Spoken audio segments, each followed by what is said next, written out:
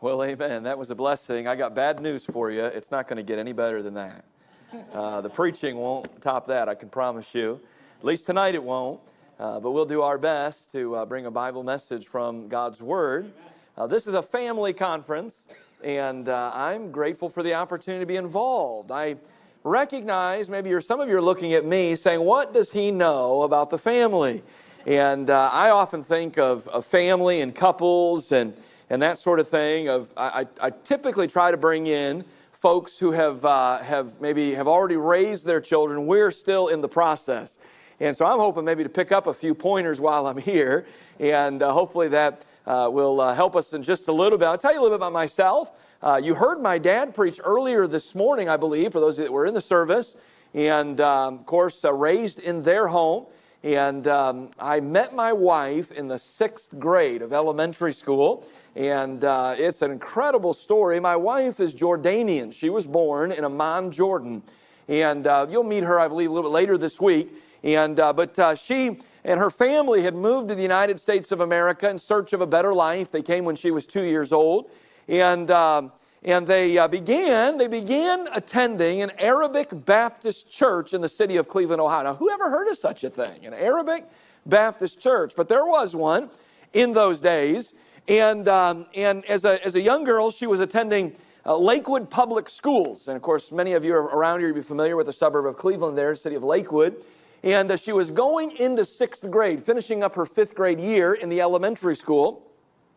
And her mom used to sit, and as a family, immigrants to this country didn't have hardly anything. And they lived in a little 1-bedroom apartment, a family of 5 living in a 1-bedroom apartment. And she never had her own bedroom. She never had, those types of things as a little girl, because they're just trying to make it here in this new world. And her mom would look out the window every day at the middle school students as they'd get let out of school.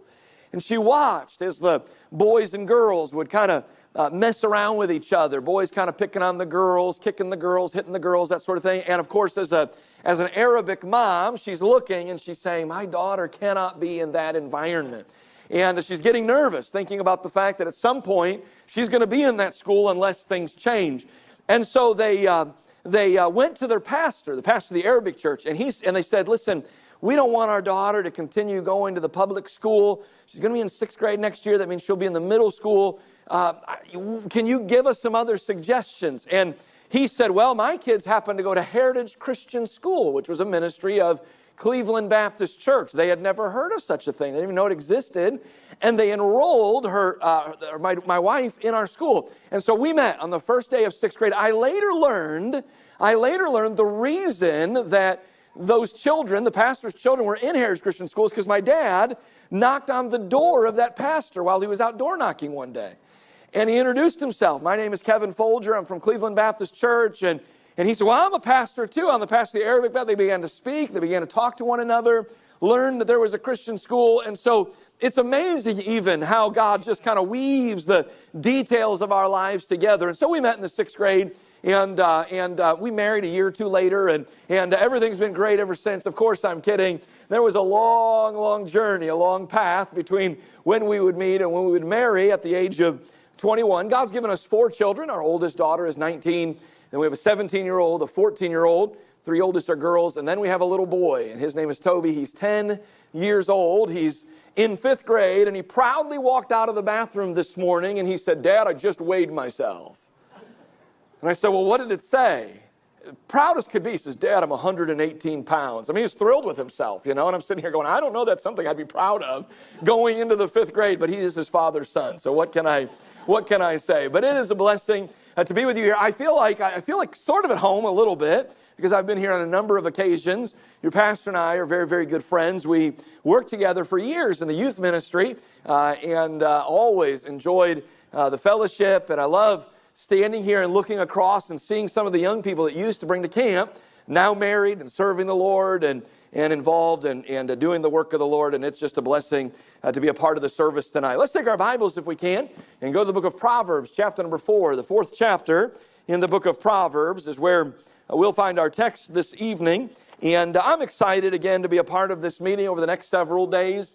And I hope to be a blessing. I am looking forward to preaching to the teenagers, I believe tomorrow night and Wednesday night, and I was a youth pastor for 14 years, and that has always been something that I am passionate about. I love preaching to teenagers and young people, and so again, if you know some young people in the area that could benefit from a meeting like this, I really do believe that we're failing in teaching the next generation principles and Bible precepts as it relates to the home and the family. And so I hope that, again, you can be a part of the service and bring some young people with you over the next several days and over the next several nights. The Bible says in Proverbs chapter number 4 and verse number 1, "Hear, ye children, the instruction of a father, and attend to know understanding.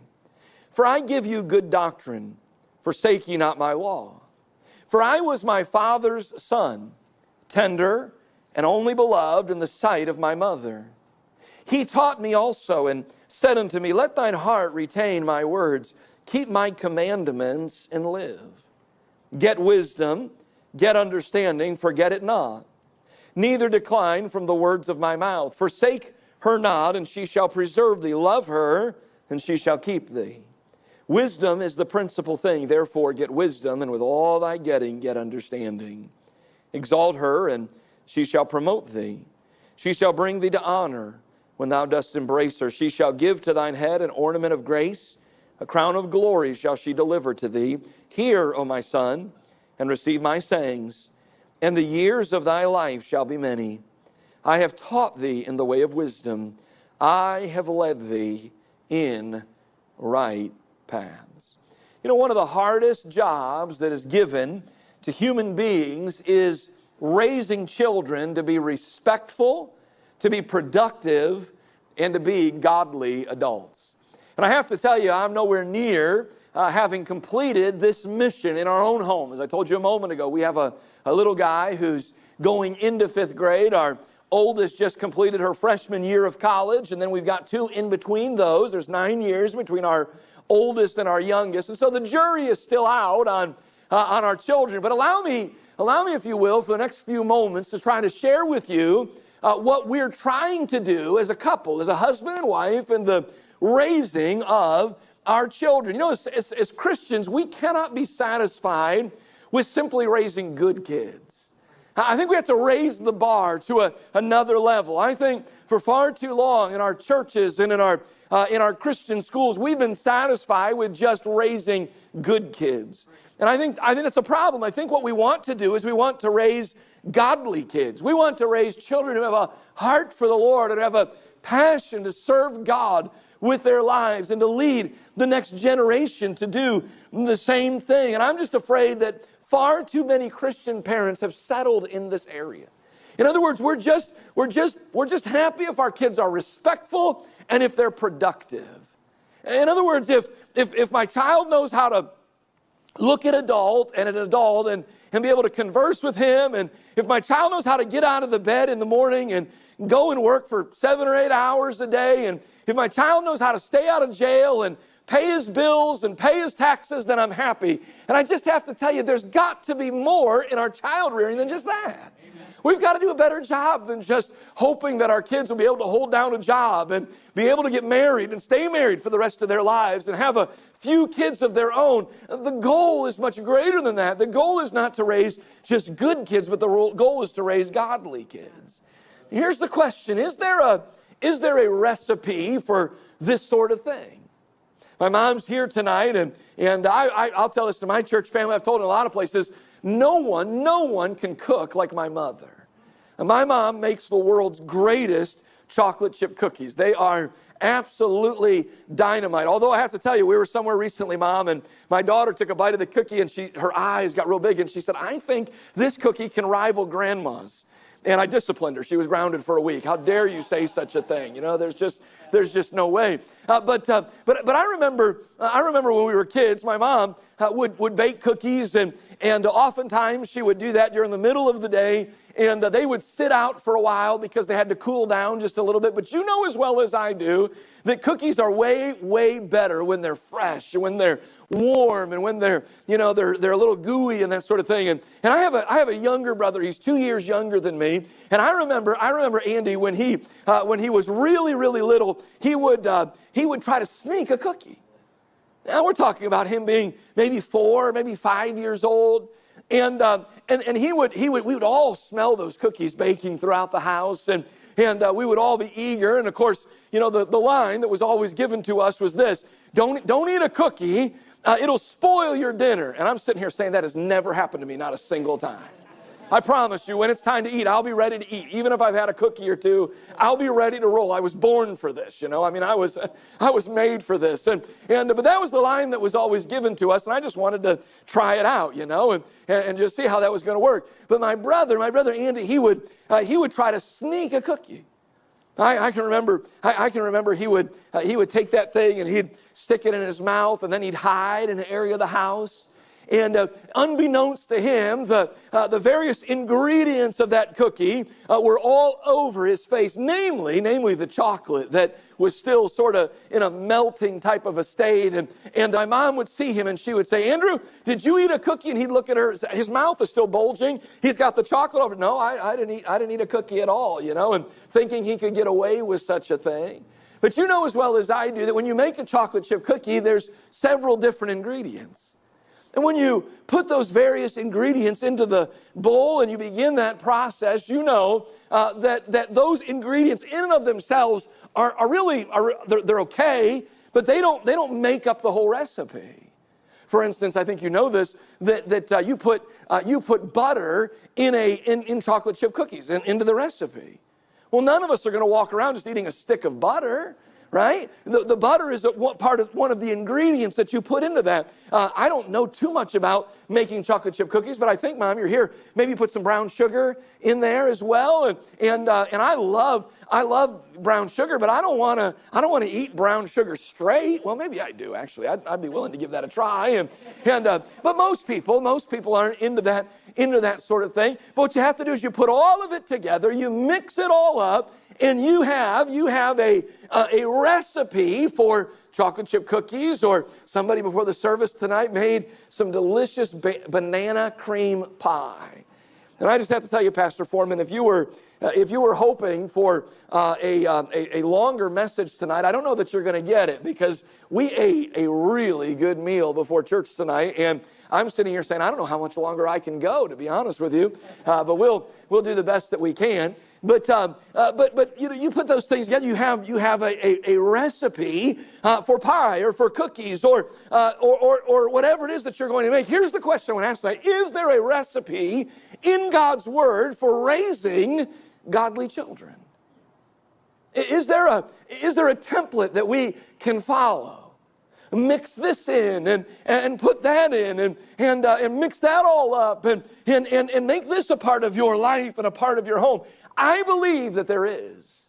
I believe there is. And I believe, by the way, the book that you're holding in your lap tonight contains the recipe that God has given us for raising godly children. The Word of God, listen, the Word of God is your greatest tool for child rearing. It's the greatest tool that we have. Now, I'm all for books and for seminars and for conferences like this. But the truth of the matter is, if you'd get alone, if you have a true desire, you get alone with God and you get into His Word and you pour out your heart to the Holy Spirit every single day and you beg and plead, "Dear God, give us wisdom as we raise these children. We're living in such a wicked world. But dear God, help us to live out these principles." You maintain a tender heart and you walk with the Lord and you get into God's Word. And I guarantee you'll discover success in rearing godly children. So where are we going to get the wisdom? Where are we going to get the discernment? Where are we going to get the strength to accomplish this great task? Well, the Bible that we hold in our hands tonight provides these things for us. Proverbs is a book of wisdom and instruction. And interesting enough, it's written from a father to his son. You can read of the passion and the heart that Solomon has to pass these truths on to his son. And I believe the 4th chapter here of the book of Proverbs provides the necessary ingredients for raising godly children. Again, an ingredient on its own may be somewhat useless, but when it is mixed together with other ingredients, you are given a product that is consumable and is profitable. And I believe, again, that these ingredients work similarly. When only one or two of these is used, there will likely be a product that is not fit for consumption and not wholly profitable. But if a parent, if a husband, a wife, a mom, a dad will patiently work diligently to weave all of these ingredients together, they will likely enjoy the product someday of a godly young adult. Well, let me share with you three specific things here tonight that we find in the opening portion of this text, really the first 11 verses. Number one, I want us to consider the ingredient of order in the home. The ingredient of order in the home. In verses 1 to 4, we find the different characters or the different responsibilities maybe that we discover in every home. We find a father in verse number 1. We find the term mother in verse number 3. And then we find the term son. And of course, you could interchange that. That's just speaking of a child. That's speaking of the offspring of what mother and father have reproduced together. And so we're talking about order in the home. But it is not sufficient that you just have a father, a mother, and a son. No, there's more to it than just having those basic roles. Every one of us know of a home, maybe a home on your street, or maybe a home in your own family in which there's a father present, and there's a mother present, and there are children present, but the home is a mess. And by the way, can I just go on record, and can I just say that every home, in some respects, is a dysfunctional home. Now you might look at me like, that's a little strange, but it's true. You know why every home is a dysfunctional home? Because every person living in that home is a sinner. Every person living in that home is a sinner. And they're struggling. We're all struggling. We're all just trying to make it. We're all just trying to survive. We just came back from a family vacation. We drove from Cleveland, Ohio to Miami, Florida. That's a lot of hours in a minivan with 6 people. And I just got to tell you, there were a few times on that road where I wanted to roll down the window and throw one of those kids in the back seat out the window. Thought, we'll pick you up on the way back, and I'm sure there were times in which they wanted to be thrown out the window. I want out of this mess, right? And I'm just simply saying, listen, every home has problems. Every home has issues. Every marriage has struggles. There's no such thing as a marriage that doesn't have struggles. Pastor, maybe you're a little bit like me, which will have a new family that'll come to the church on a Sunday, and they're dressed sharp, and they look really impressive, and they're carrying their Bibles, and they sit and they sing the songs, and man, they're involved in worship, and maybe even come up afterwards. Hey, thank you so much. We're new to the area. We're looking for a church home, and in my mind, I'm thinking, yes, here's a family where we don't have to clean up all of the messes. Here's a husband and a wife. They're married. They're living together, but they're married. This is glorious. Here's children. We don't have to walk through some of the tricky things that sometimes we have to walk through when a family comes to church. And maybe they're carrying some baggage with them because they've just been living out in the world. And a lot of times I'm sitting here going, this is awesome. But I've discovered even those families have problems. Periodically, we'll have such hopes. Man, this is a sharp family. This is a great family. And then they'll send me a text or send me an email or I get a phone call. Hey, Pastor, we need to meet with you. I'm thinking, they want to join. This is going to be great. No, they don't want to join. Their marriage is about ready to explode. I'm just simply saying, listen, not everything that you and I see is really what it is. And sometimes we sit in church and we look across the aisle and we think, boy, sure would be nice to have a marriage like that one. Are you sure? Do you really know what's happening in that home? Sure would be nice to have children like that one. Are you sure?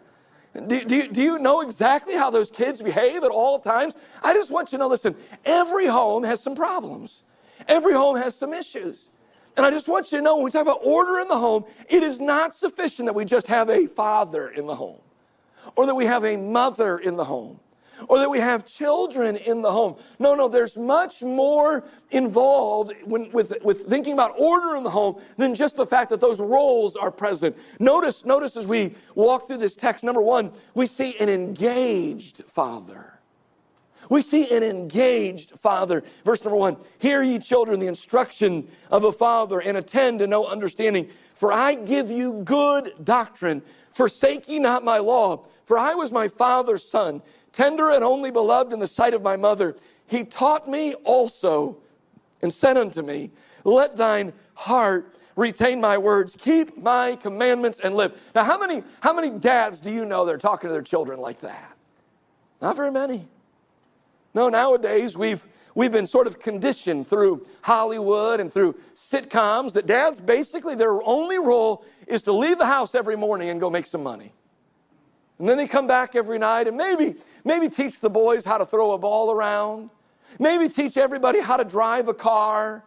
But basically, you just go to work every day and you make some money and you come home and you basically just go to bed and repeat it all again the next day and the next day and the next day. And by the way, those of you who have children, don't you understand how quickly those children grow? And how limited of amount of time that we have with them in our home? And I just have to tell you, listen, one day of disconnecting, of checking out as a dad is too much.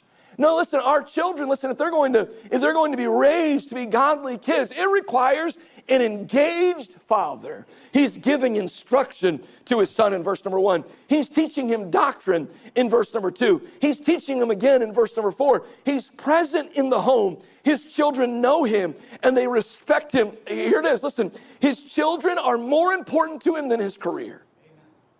They're more important to him than his career. They're more important to him than his softball league. That's his average at the plate playing in a softball league is not nearly as important as the average that he's making in his home as he raises his children. His children are more important to him than his golf game. Now, I like to golf. Does that make me a golfer? Not on your life. I'm a horrible golfer, but I like to get out there. But you know what I've discovered as my kids have gotten older? Golf takes a lot of time. I mean, if you're gonna play, and it's really expensive. You know, I've discovered as my kids have grown, and I've discovered that I golf less and less than I ever thought I would. I've played maybe 2 or 3 times this year. Has my golf game suffered? Yes. But would I trade it? Would I trade it, a better golf game, for less time with my children? Not on your life. An engaged father. His children are more important to him than his car. His car. I have a nice car. I want my kids to be good in my cars. Can anybody testify along with me that kids destroy cars faster than just about anything? It is amazing to me what happens in the back seat of my car. The things that are growing back there and the things that get left back there. I can't understand it. Recently I got in a pass at one of these car washes. You know, I take it through there once a week, and I've discovered if I stay on top of it, you know, I can do a little bit better. But it is amazing. I mean, things that get melted into that car and things that happen. And I that's frustrating. And I want to get frustrated. I want to get after my kids about that sort of thing, and I do, and I probably should even do more of that. But I just have to tell you, my kids are more important to me than my car. Amen. His kids are more important to him than his camper or than his boat or whatever leisurely activity you like to be involved in. And I just want to say, I believe one of the things that we have to wrestle with the most in today's culture in raising our children and being engaged fathers in the home is our phones. Now, I'm preaching to myself here this evening because I have to tell you, I can waste more time on my phone than probably anybody in this room. And it's a shame. Every once in a while, my kids will come to me and they'll say, Dad, put your phone down and look at me. My wife will say, put your phone down and look at me. I need to say something to you. Those things are addicting, aren't they? They can take us off of we can be in the room, but not really in the room. An engaged father is willing to put his phone away, even in order to connect in his home. Listen, it's hard to teach and to give instruction while constantly scrolling with our fingers on our smartphones. I'm just simply saying it's pretty obvious as we consider the home that Solomon is writing about here, that it's got a father who is engaged. He knows what's happening in the home. He knows what's happening in the lives of his children. He knows what they're wrestling with. He knows what they're struggling with. He knows what's happening. But notice there's a second thing that we find of order in the home. Not just an engaged father, but we find secondly a loving mother. Look in verse number 3, where Solomon writes, For I was my father's son, tender and only beloved in the sight of my mother. Now, who's writing this? We know who's writing this. It's Solomon. Who is Solomon's father? We think about these things, it really drives the truths home even in a greater way. Solomon's father was a man by the name of David. Now, did David have a lot of responsibilities? Did David have a lot of tasks that he was juggling and priorities that he was juggling? Well, certainly did. He was the king of a nation, of a mighty empire. And yet what did Solomon say? Solomon said, my dad was in the home and he was faithful to teach me things. He was faithful to give me instruction and to give me doctrine. That says something to me. See, we like to, as dads, we like to use the excuse, well, I'm too busy. I've got too much going on.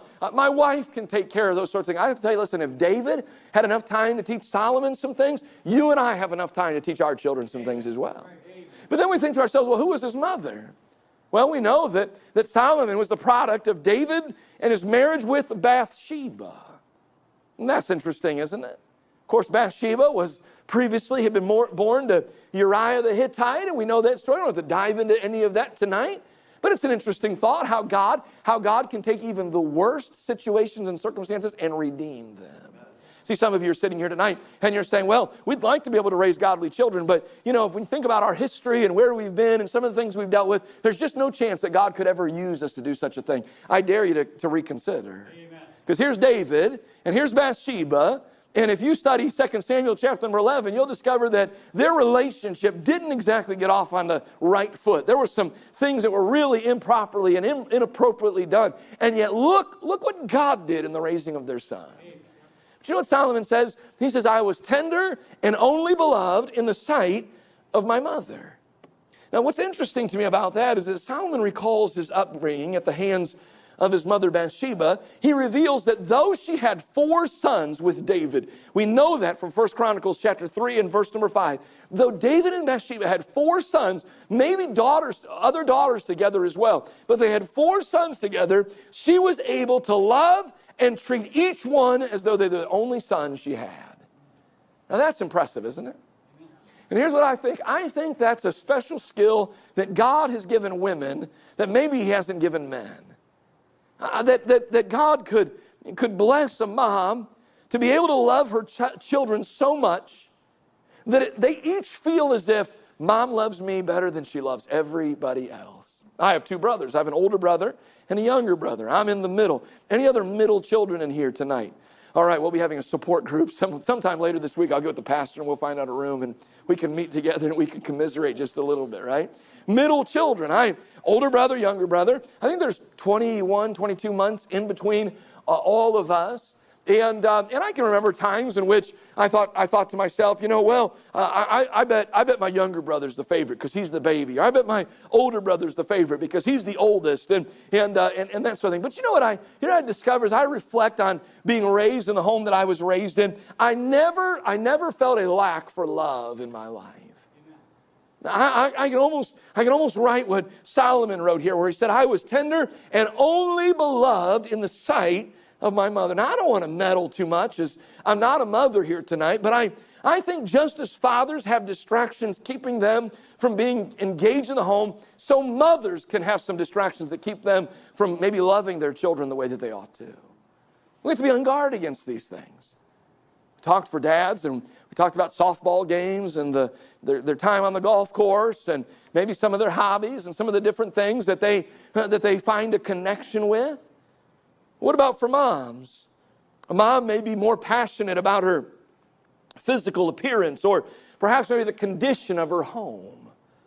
Some moms, the home is never clean enough. There's always something to be done, and that can be something in which it removes her attention off of her children, the responsibilities of raising her children, or perhaps maybe it's not that, but it's maybe the stresses of her career. She pays more attention to those things than she does taking notice of her children's needs to be loved like they're the only people on planet Earth. I told you a little bit about my wife. She's an incredible woman. She's the one that stays up late with the children. Have you ever noticed that kids always have catastrophes late at night? Why is that? I don't know. But they do. Sometimes we think, well, that's just a thing for little children. Our son did not sleep through the night for 5 years when he first born. And I thought, well, this is the way it's going to be for the rest of our lives, When I say didn't sleep through the night, I don't mean he was up all night long, but every single night he would get up and he would need something and he would want something. And I can remember during some of those days early on as we're welcoming him into our home. I can remember waking up some mornings and stretching in bed, looking at my wife, and saying, wow, he did it. my wife would look at me and say, did what? He slept all night. And then the pillow would hit me very quickly over the face. And she would quickly correct me and say, no, he was up all night. You slept all night. I was the one that was up with him and taking care of him. And my wife has counseled our children in the middle of the night. They wake up and they have a scary dream, or perhaps they wake up and they're doubting their faith or their salvation. And you know who it is that's sitting in the dining room table with them, maybe administering medicine or cleaning up after a mess that they've made or sharing scripture with them? It's their mother. Oh, what a responsibility mothers have, to be loving mothers, to be connected in the home. And again, not just present, but to be there and to be in the moment and to give their children the love that they so desperately need. But notice there's a third requirement. As we think about order in the home, not just an engaged father, a connected father who knows what's happening, and not just a loving mother who loves her children with all of her heart, but notice we see a third necessity, and that is a teachable son. A teachable son or daughter, depending on what role you might be playing. Would you look in verse number 4? He taught me also, and said unto me, let thine heart retain my words. Keep my commandments, and live. In verse 3 and 4, Solomon is reflecting on his personal experience in the home that he was raised in. Solomon was blessed to grow up in a God-fearing home, and he took full advantage of his father's teaching and his mother's love to become a godly young man. This training, of course, would prove to be quite valuable, as Solomon would eventually succeed his father as king and pen 3 books of our Old Testament. Can I just say that you can have an engaged father and you can have a loving mother, but the home can still be a miserable place if the son is rebellious and if he's entitled and if he's unteachable. So the question tonight is this: who are you in the home? Likely in this room, all of us are in one of these roles. So I look across this room. That's what I love about the local church. It's got all different facets of life. There's some gray-headed folks in here tonight, and there's some young children here tonight. And by the way, all of this is applicable. All of this is helpful for where we are. So who are you tonight? Perhaps you're the husband, and maybe God's given you children. Therefore, you're a father.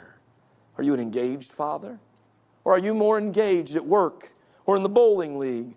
Or when you go fishing with your buddies on the weekend, or when you go on a camping trip? Is that really what grinds your gears? Or are you someone who, when you come home every night, you are engaged and you're teaching your children and you're influencing your children, you're pouring your life into your children?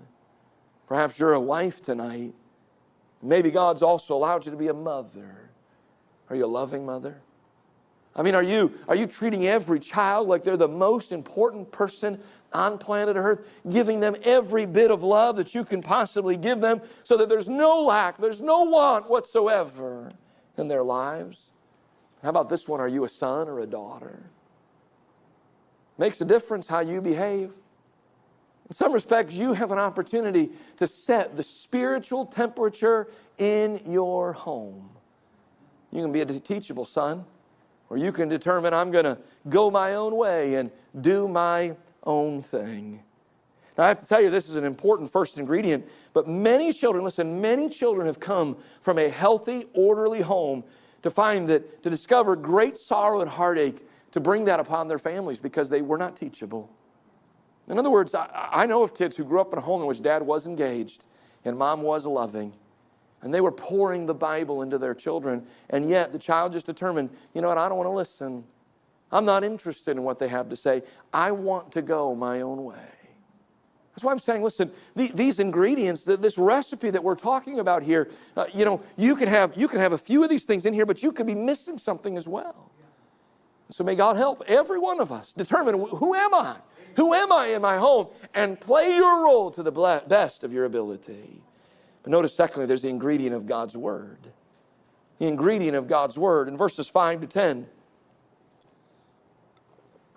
Solomon writes about the importance of God's Word in the home. And I have to tell you that this Bible, this book, should be a central part of our homes as Christians. Are you reading God's Word? Are you teaching God's Word in your home? Are you living out God's Word in your home? I just want to go on record to say, listen, just bringing your children to church on Sunday is not sufficient. There's a lot of families that have essentially abdicated their child-rearing responsibilities to the Sunday school teacher. The Sunday school teacher is not going to be able to get it done. The youth pastor is not going to be able to get it done. We have a Christian school, nearly 300 students, and I just have to tell you, I'm fairly convinced that there's a number of families that have enrolled their children in the Christian school, and they believe, it's sort of like they've done this. I take them to church on Sunday, I take them to the Christian school Monday through Friday, and I wash my hands of the thing, and hopefully they're going to turn out and they're going to be okay. It doesn't work that way. The greatest influence that any person has on the life of that child is not the Sunday school teacher, and it's not the youth pastor, and it's not the 5th grade teacher. It is mom and dad who are living with that child in the home day in and day out. And so you have a responsibility, mom and dad. You have a responsibility to take this book and to teach it to them. Now, for some of you, that is an overwhelming thought. The thought of opening up a Bible and reading some scripture and trying to explain what that means. But it can be done. And it must be done. Not just teaching it, but listen, living it in the home. Living it in the home. Look in verse number 5. He says, get wisdom, get understanding. Forget it not, neither decline from the words of my mouth. Now, where are we going to get wisdom and understanding? We're going to get it from this book. There's no wisdom or understanding to be found outside the parameters of this book. That's what he's saying.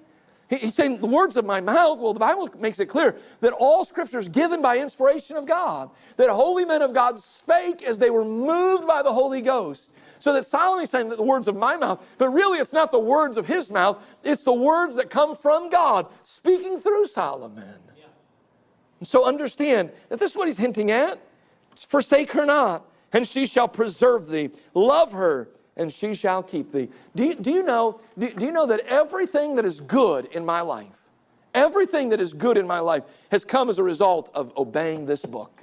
Everything that is good in my life.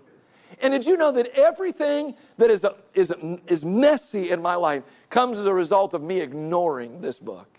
Well, look what it says a little bit later here. I love this. It says in verse number 8, exalt her, and she shall promote thee. You know, I grew up in the church that I'm now pastoring. And, that could be a good thing or a bad thing, right? To grow up in the church that you're pastoring. Today, I pastor people who taught me when I was in school. People who had to discipline me when I was a young boy. And there was plenty of that to go around.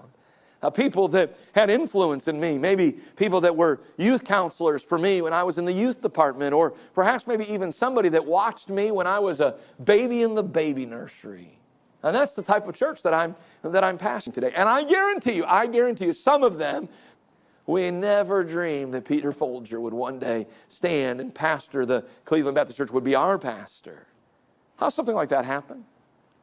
It happens because you make this book a priority in your life, and God can do anything with you. Pastor Foreman started this service off tonight by talking about what his life was like before he got saved. And we know what he's like now. We can't even imagine what he's like before he got saved, right? But think about that for just a moment. You want to know why he is where he is today? Because he's lived by this book. Amen. Because he's exalted this book in his life. And I just have to tell you, listen, you exalt this book in your life and in your home, it will exalt you. It will promote you. The verse goes on to say, verse number 8, it says that she shall bring thee to honor when thou dost embrace her. She shall give to thine head an ornament of grace. A crown of glory shall she deliver to thee. You make a big deal out of this book in your home. You know what God says? God says, I'll crown you. I'll crown you with grace. I'll crown you with honor. I'll crown you with glory. Because you live by the precepts and by the teaching that's found in God's Word. The ingredient of God's Word. In Amazing Grace, a vocabulary of faith, Kathleen Norris recounts the story of a South Dakota rancher and his bride who received an expensive Bible as a wedding gift from his grandfather. The couple wrote a thank you note, and they stowed the Bible away on a closet shelf there in their new home together. And as time passed, the grandfather would frequently asked the couple how they liked the Bible that he had given to them. The couple were sort of confused as to how to respond. Hadn't Hadn't they already expressed their appreciation through the thank you note? But the grandfather persisted. Eventually, the young man thought to himself, there must be something special about that book. So he went to his home and he pulled it off of the shelf, and as he began to leaf through that Bible, he discovered that $20 bills fluttered out all through that Bible that grandfather had tucked away in that book. Those $20 bills had remained there unknown to him for years and years, as he just refused to open it, had no use for it whatsoever.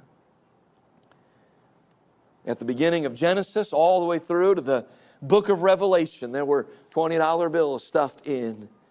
And while the rancher had left a monetary treasure waiting to be discovered, I have to tell you, he also left a treasure of a much greater value untouched between those pages. Because this book, according to what the psalmist wrote, this book is better than silver and gold. This book is better than $20 bills or $100 bills or whatever the amount could possibly be. I tell you that unfortunately recent research reveals that this is not an isolated occurrence. In a recent study done by Lifeway, 90% of churchgoers agreed with this statement: I desire to please and honor Jesus in all I do. So 90% of those that go to church say, I agree with that. I do. I desire to please Jesus in all that I do. And another 59% agreed with the statement, throughout the day I find myself thinking about biblical truths. So this is a study that's been done. However, when asked how often those individuals personally read their Bibles outside of a church service, only 19% replied every day, while 40% admitted to reading their Bibles once a month or less. Think about that. Think about the numbers in this church that are here tonight. And if those numbers hold true, 8 out of every 10 people read their Bible infrequently. 4 out of every 10 read their Bible less than once a month. Really no better than that couple. Took the Bible home and placed it on a shelf and disregarded it for years on end. I'm just here to tell you, listen, if you're going to raise godly kids, this book is going to have to be preeminent in your home. You're going to have to know it. You're going to have to love it. You're going to have to preach it and teach it, and you're going to have to live by it. That brings us to the final thought tonight, and that is this: the ingredient of authentic living. The ingredient of authentic living. See, you can have the ingredient of order in the home, in which the father is there and he is engaged, he is involved. The mother's there and she loves her son. The son is there and maybe he's even teachable, but if they're not teaching God's word, or if they're not living God's word, it's not going to accomplish the goal that we have in mind, which is to raise godly children. Here's the ingredient of authentic living. Look in verse number 11, and we'll conclude with this thought tonight. I have taught thee in the way of wisdom. I have led thee in right paths. Solomon here claims that he had taught his son the way of wisdom, and that he had led him in right paths. See, Solomon understood that merely telling his son these truths was not sufficient. See, there's homes that I know of in which there were family devotions every single day in that home. The Bible was taught.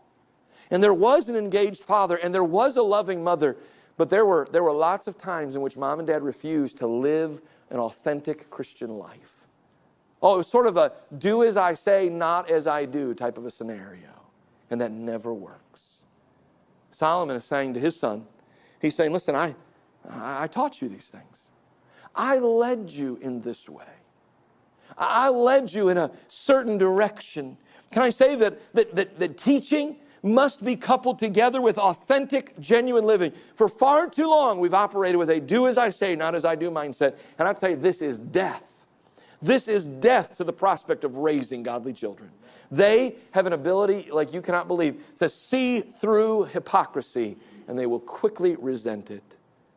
One of the great advantages enjoyed by Timothy was the unfeigned faith that he saw daily in the lives of his mother and his grandmother.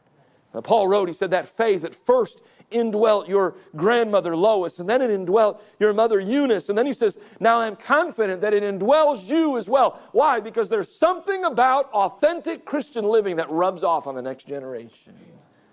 You may not be perfect, But your kids need to know that you're trying, that you care, that when you mess up, you acknowledge it, and you own it, and you make it better, and you make it right. Listen, there's no such thing. I told you in the beginning of our time together, there's no such thing as a husband and wife that never have a disagreement, that never get into an argument, that never have any trouble along those lines. There's no such thing as a parent and a child who never have any run-ins. That doesn't exist. Here's what needs to happen. Your children need to know that you're real in the home and that you're authentic in the home. And that you do mess up from time to time, and you get it right, and you repent of your sin, and you go to them for forgiveness and ask them, listen, I messed up, I said the wrong thing, or I lost my cool, or I did this, or I did that. Please forgive me. And I guarantee your children will forgive you. I'm talking about authentic living. I was a youth pastor for 14 years. The youth group from, at times in the hundreds. I dealt with this a lot. Camps and different revivals and services in which a young person would come to the altar. Maybe their parents were leaders in the church. Maybe their dad was a deacon. Maybe they were even on a pastoral staff, or maybe a missionary. And they would say, things aren't as you would think that they are in our home. And it's taking a toll on me, and it's taking a toll on my spiritual life. I'm here to tell you that there's more damage than just about anything that I know. Talking about the ingredient of authentic living. Don't just be one thing at church and be something completely different at home. Be real, be the same everywhere you go.